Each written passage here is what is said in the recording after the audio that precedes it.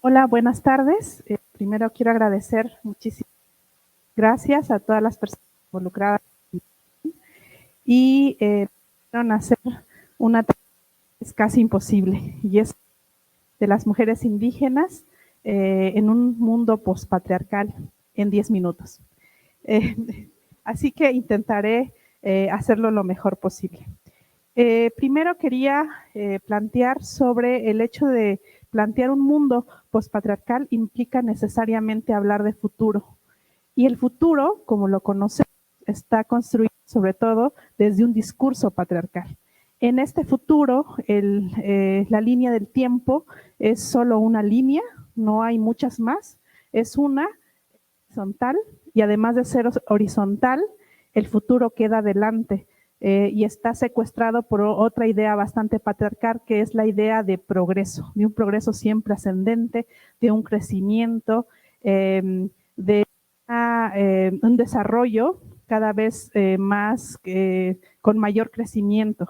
Y ese futuro es el que no puede plantearnos opciones que sean pospatriarcales, porque está secuestrado desde la idea, uno, de la existencia de un solo posible y de la existencia de un crecimiento siempre ascendente, de un crecimiento que va hacia adelante y de la idea de futuro.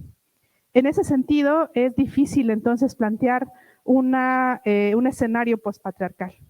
Para poder plantear un escenario pospatriarcal, necesariamente necesitamos hablar de futuros múltiples, incluso de futuros en donde el futuro, valga redundante, no siempre tiene que estar adelante, en donde el tiempo no siempre va a ser una línea, no una línea horizontal por lo menos, en donde hay múltiples concepciones de lo que es el futuro.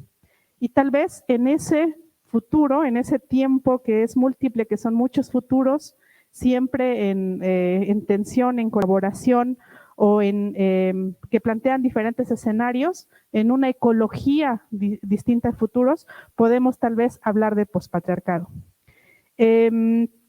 Y en ese escenario pospatriarcal o en esos múltiples escenarios pospatriarcales, una categoría como mujer indígena no podría sostenerse. ¿Por qué? Porque la categoría mujer indígena solo puede existir porque está articulada en tres grandes sistemas de opresión, que están profundamente imbricados y que en la realidad nunca actúan por separado, por más que metodológicamente creamos que son sistemas distintos y que pueden combatirse de manera distinta. El primero de ellos es el patriarcado, no voy a abundar aquí, hay bastante teoría desde el feminismo que habla sobre los orígenes del patriarcado y hay interesantes debates al respecto. El patriarcado, que ha jerarquizado lo femenino, ha creado la categoría mujer en un sistema binario como lo conocemos, pero además también el colonialismo. Solamente es en esa combinación de colonialismo y patriarcado que existe algo como mujeres indígenas. Y además también el capitalismo. El capitalismo no se puede desarrollar, no se pudo haber desarrollado sin el colonialismo que sujetó a muchísimos cuerpos a la esclavitud. Y está explicada precisamente por el colonialismo, que se basa en la explotación de ciertos cuerpos y de ciertas territorialidades.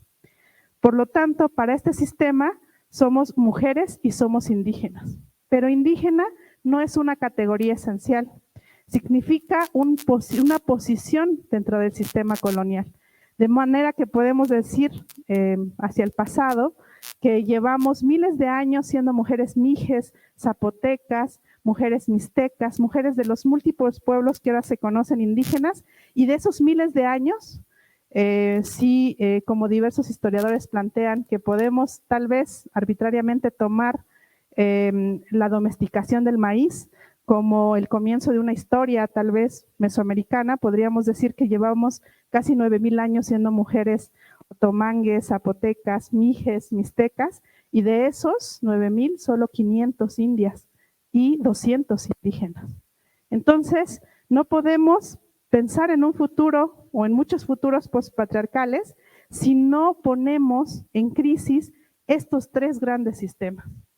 Me es difícil siquiera imaginar la posibilidad de hablar de pospatriarcado sin hablar de poscolonialismo y poscapitalismo.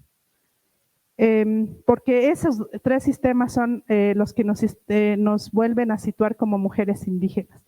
En ese mundo pospatriarcal o en esos mundos pospatriarcales no seríamos más indígenas, volveríamos a ser como mis ancestras, tal vez personas mijes en sociedades como muchas mujeres como Anna Tsing o Donna Haraway han pensado y han hablado y descrito en sociedades multiespecies, en donde la centralidad de la humanidad no sea la de ahora.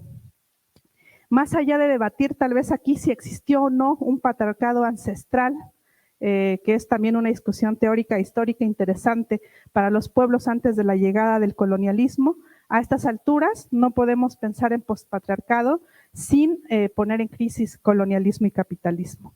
No basta entonces con reforzar los sistemas colonialistas y capitalistas para pensar que es posible tener pospatriarcado. También creo que tampoco es posible pensar que seguirá existiendo en ese mundo pospatriarcal. No podría ser pospatriarcal si el modelo de Estado-nación, que es profundamente colonialista, capitalista y patriarcal, sigue existiendo. Necesitamos repensar estructuras sociopolíticas que sean radicalmente distintas. Una apuesta del patriarcado y por lo tanto de los otros dos grandes sistemas de opresión está basada en la idea de separar la humanidad de la naturaleza, la civilización de lo salvaje, de lo silvestre, de lo natural. En esa división, las mujeres siempre hemos quedado del lado que es más despreciable en esta división, del lado de la naturaleza, del lado de lo más intuitivo, a lo que históricamente se piensa que es peor. Y esta manera en la que la humanidad se ha cercenado a sí misma, o que el patriarcado, se ha cercenado a la humanidad de los ecosistemas que la contienen, a una crisis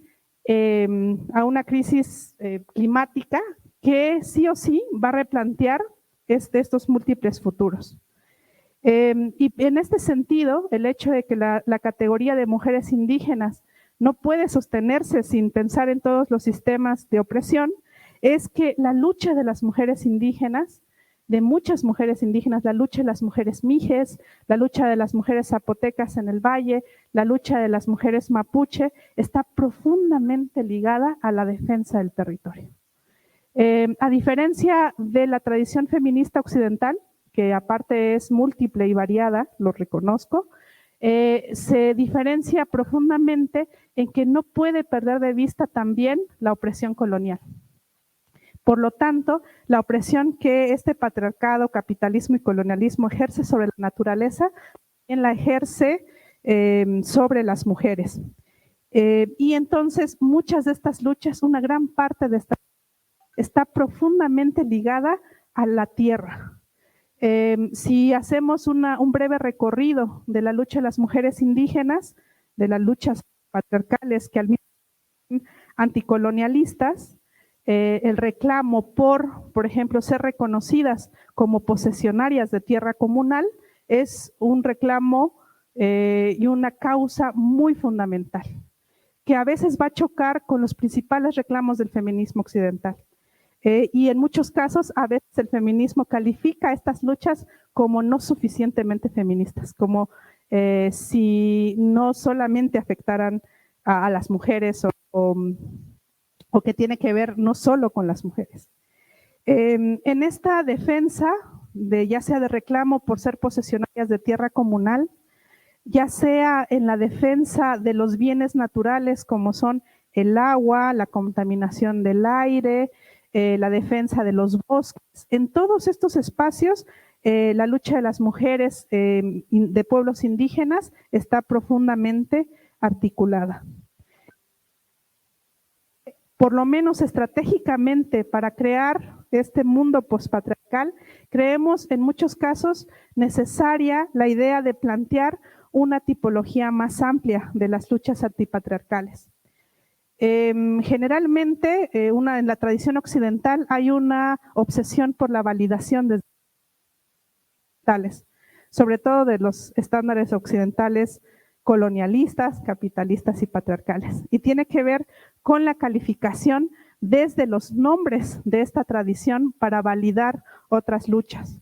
Sucede, por ejemplo, con el hecho de la ciencia, ¿no? Que para validar sistemas de conocimiento distintos se les llama ciencia, no sé, ciencia Mije, por ejemplo. Vemos que no, que existen muchos sistemas de conocimiento, de transmisión y creación del conocimiento, y una de esas es la ciencia, pero hay muchas. Así como hay muchos fenómenos poéticos en las lenguas del mundo, una de esas es la literatura, una entre muchas. Y así, entre todos los movimientos y luchas de mujeres y entre todas las luchas patriarcales, una de ellas es el feminismo. El movimiento de mujeres mijes a las que me adscribo no es un movimiento que esté organizado por olas, tampoco tiene un cuerpo teórico escrito, sobre todo porque la escritura ha sido truncada en muchos casos y negada a las mujeres indígenas, como los índices de alfabetización sugieren.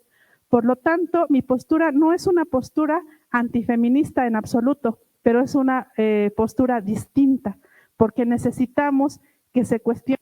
No podemos hacer lucha antipatriarcal sin hacer lucha anticapitalista ni lucha anticolonialistas. Desde esta posición como mujeres indígenas es algo que más allá de la teoría, en la práctica cotidiana de la lucha nos queda muy, muy clara. De tal manera que si queremos plantear este futuro, que es este futuro pospatriarcal, estaríamos planteando sociedades en las que la vieja distinción occidental entre naturaleza y cultura, que se podría parafrasear como entre naturaleza y humanidad, haya sido otra vez diluida. Las tradiciones de pensamientos de pueblos indígenas y en particular de pueblos mesoamericanos se evidencian todavía en los rituales, en la ritualidad, en las categorizaciones lingüísticas también, que hay una tradición en la que es importante enfatizar que no se ha cercenado la humanidad de los ecosistemas a los que pertenece y en donde todavía se puede por lo menos plantear una tradición de pensamiento en que la humanidad, las mamíferas humanas, formamos parte de esos ecosistemas.